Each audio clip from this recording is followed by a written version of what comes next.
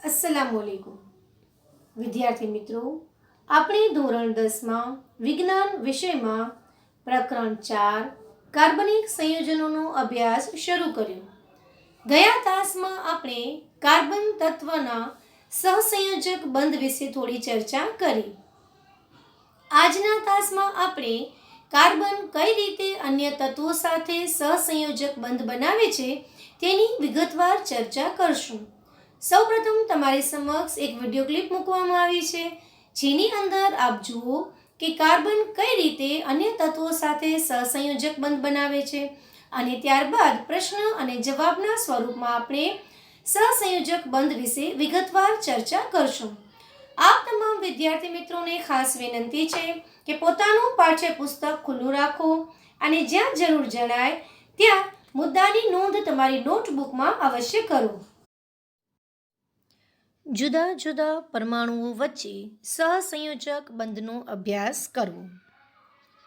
જુદા જુદા પરમાણુઓ જુદી જુદી સંયોજકતા ધરાવે છે. ઓક્સિજન અણુ માટે સહસંયોજક બંધની રચના સમજીએ. ઓક્સિજન પાસે 2 સંયોજકતા છે, એટલે કે તે 2 ઇલેક્ટ્રોન સ્વીકારીને સ્થાયી અષ્ટક રચના પ્રાપ્ત કરી શકે છે. જ્યારે બીજી તરફ હાઇડ્રોજનની આપણે વાત કરીએ તો હાઇડ્રોજન છે એ +1 સંયોજકતા ધરાવે છે. હાઇડ્રોજન પોતાના 1 ઇલેક્ટ્રોનની ભાગીદારી ઓક્સિજન સાથે કરશે અને સ્થાયી અષ્ટક રચના પ્રાપ્ત કરશે. અહીં 2 હાઇડ્રોજન ઓક્સિજનના એક અણુ સાથે સંયોજાય છે. ઓક્સિજનના 2 ઇલેક્ટ્રોન હાઇડ્રોજનના 2 ઇલેક્ટ્રોન સાથે પરસ્પર ભાગીદારીથી H2O અણુની રચના બનાવે છે. ઓક્સિજનના 2 અને હાઇડ્રોજનનો એક ઇલેક્ટ્રોન પરસ્પર ભાગીદારીથી H2O અણુનું નિર્માણ કરે છે.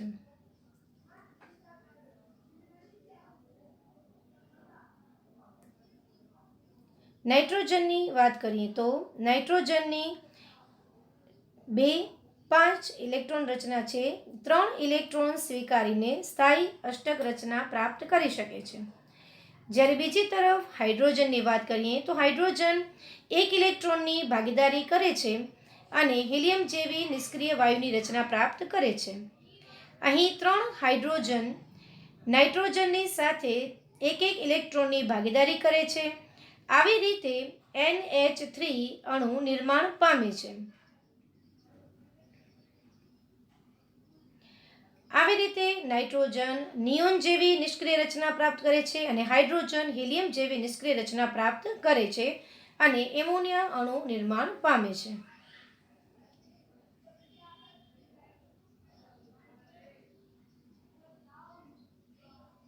હવે કાર્બનની વાત કરીએ તો કાર્બનની ઇલેક્ટ્રોન રચના K2L4 છે, એટલે કે કાર્બન 4 ઇલેક્ટ્રોનની ભાગીદારી કરી અને સહસંયોજક બંધની રચનાથી પોતે નિયોન જેવી નિષ્ક્રિય રચના પ્રાપ્ત કરી શકે છે.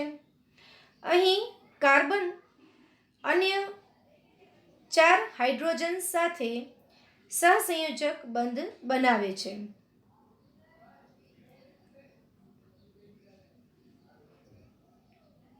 અહીં કાર્બનની 4 સંયોજકતા તેની સાથેના 4 હાઇડ્રોજન પરમાણુઓના એક ઇલેક્ટ્રોન સાથે ભાગીદારી કરે છે.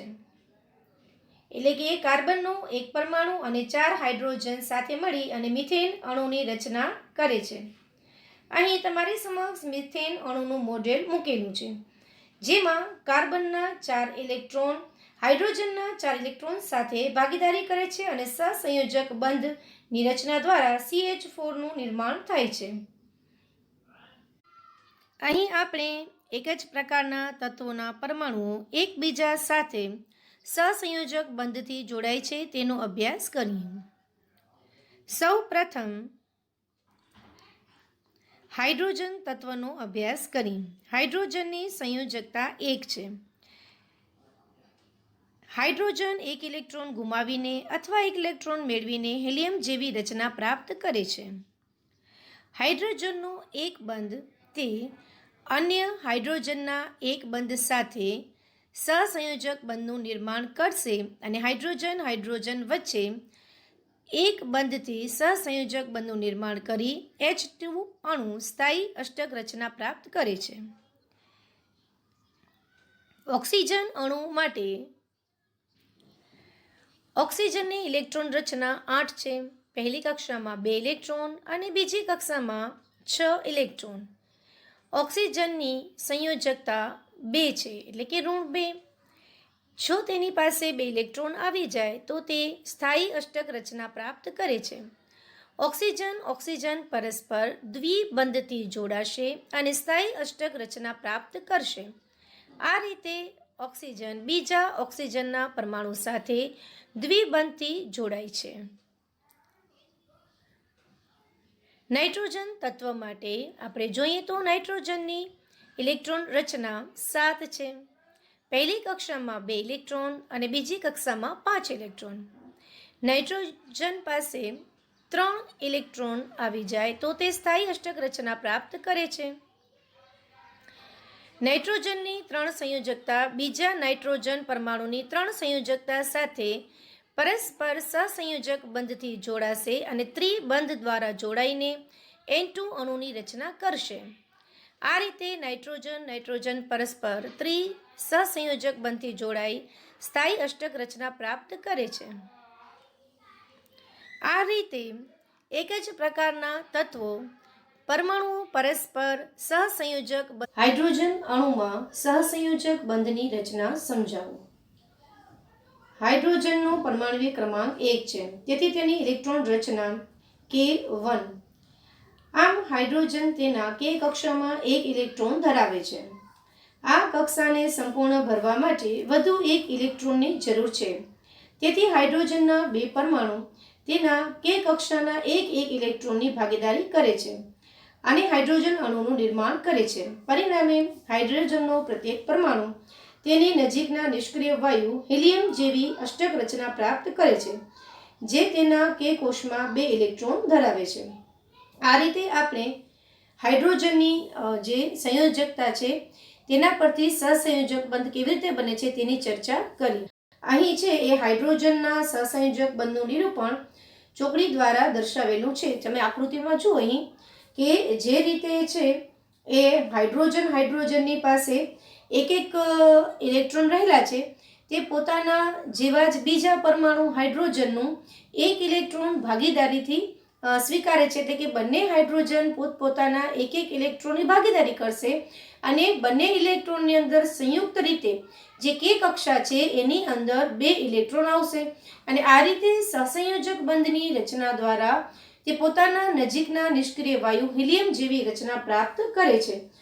જે તમે અહીં સહસંયોજક બંધની રચના છે એ ચોકડી દ્વારા નિરૂપણથી દર્શાવેલી છે એમાં જોઈ શકો છો. H2 અણુમાં ભાગીદાર પામેલ 2 હાઇડ્રોજન પરમાણુઓ વચ્ચે એકલ બંધ રચે છે, જે નીચે દર્શાવ્યા મુજબ 2 પરમાણુઓ વચ્ચે રેખા દ્વારા પણ રજૂ કરી શકાય છે. અહીં તમે આકૃતિમાં આ બધી બાબતોને સ્પષ્ટ રીતે જોઈ શકો છો.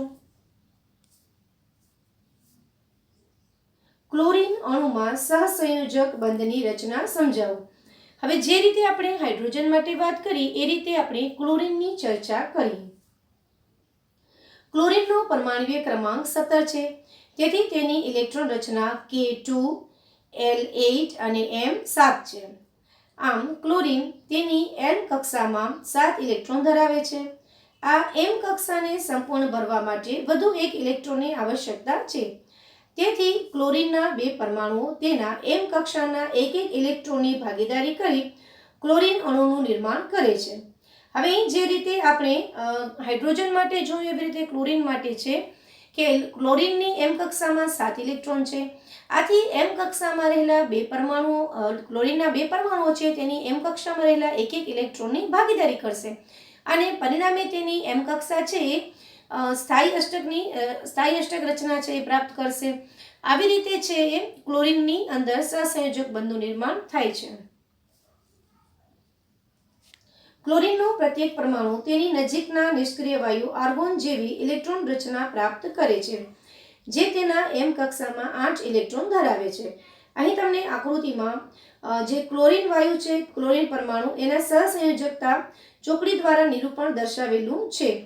હવે અહીં જુઓ કે અહીં આ બે સંયોજકતા ઇલેક્ટ્રોનનું નિરૂપણ ચોકડી દ્વારા દર્શાવેલું છે કે કઈ રીતે ક્લોરીન છે તેની એમ કક્ષામાં રહેલા ઇલેક્ટ્રોન પરસ્પર ક્લોરીન એકબીજા સાથે સહસંયોજક બનતી જોડાય છે અને એમ કક્ષા છે ઇલેક્ટ્રોનથી સંપૂર્ણ રીતે ભરાઈ જાય છે. આ રીતે ક્લોરીન અણુનું નિર્માણ થાય છે. એમોનિયા અણુમાં સહસંયોજક બંધની રચના સમજાવો. એમોનિયાના અણુમાં મધ્યસ્થ પરમાણુ નાઇટ્રોજન છે. તેનો પરમાણુય ક્રમાંક 7 છે. તેથી તેની ઇલેક્ટ્રોન રચના K2L5 છે. આમ નાઇટ્રોજન તેની એમ કક્ષામાં 5 ઇલેક્ટ્રોન ધરાવે છે. આ એલ કક્ષાને સંપૂર્ણ ભરવા માટે વધુ 3 ઇલેક્ટ્રોનની આવશ્યકતા છે. તેથી હાઇડ્રોજનના 3 પરમાણુ તેની કે કક્ષાના એક ઇલેક્ટ્રોનની ભાગીદારી કરી એમોનિયા અણુનું નિર્માણ કરે છે.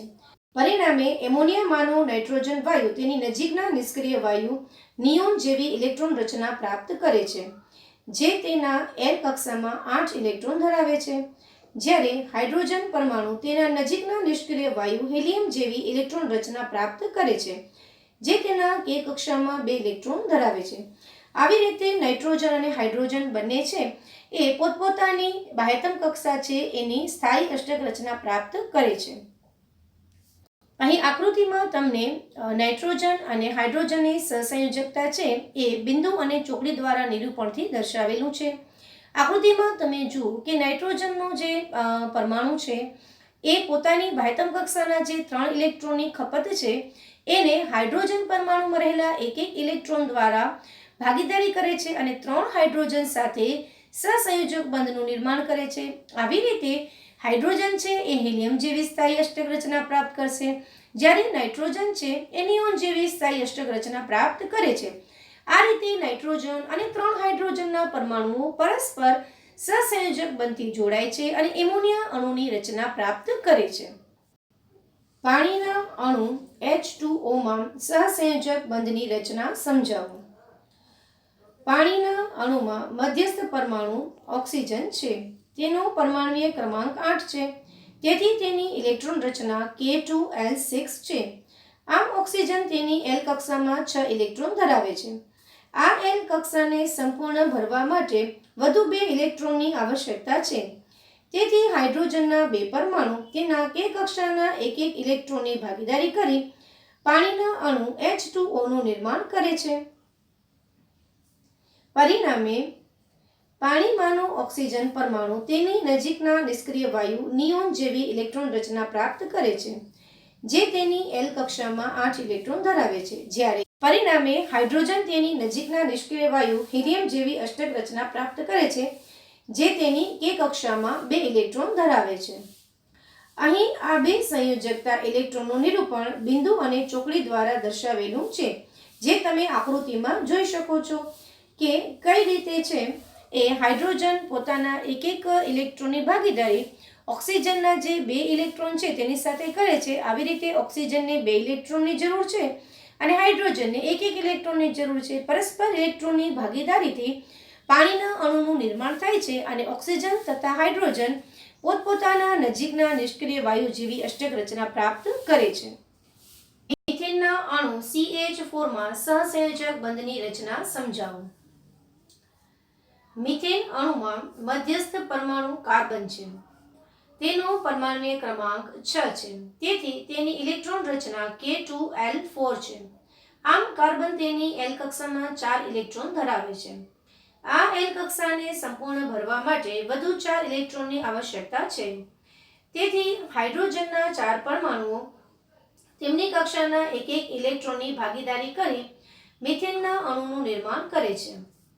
હવે આપણે જે મિથેનના અણુની રચના સમજીએ કે કાર્બન છે એની એલ કક્ષામાં 4 ઇલેક્ટ્રોન રહેલા છે.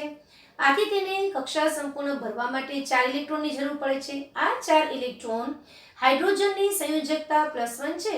આ હાઇડ્રોજન છે પોતાના એક ઇલેક્ટ્રોનની ભાગીદારી કરે છે. એવા 4 હાઇડ્રોજનના પરમાણુ એક કાર્બન પરમાણુ સાથે સહસંયોજક બનતી જોડાશે અને પરસ્પર ઇલેક્ટ્રોનની ભાગીદારી કરી અને મિથેન અણુની રચના કરશે. પરિણામે મિથેનમાંનો કાર્બન પરમાણુ તેની નજીકના નિષ્ક્રિય વાયુ નિયોન Ne જેવી ઇલેક્ટ્રોન રચના પ્રાપ્ત કરે છે, જે તેની L કક્ષામાં 8 ઇલેક્ટ્રોન ધરાવે છે, જ્યારે હાઇડ્રોજન પરમાણુ તેની નજીકના નિષ્ક્રિય વાયુ હિલિયમ He જેવી ઇલેક્ટ્રોન રચના પ્રાપ્ત કરે છે, જે તેની K કક્ષામાં 2 ઇલેક્ટ્રોન ધરાવે છે. અહીં આ 4 સંયોજકતા ઇલેક્ટ્રોનનું નિરૂપણ બિંદુ અને ચોકડી દ્વારા દર્શાવેલું છે.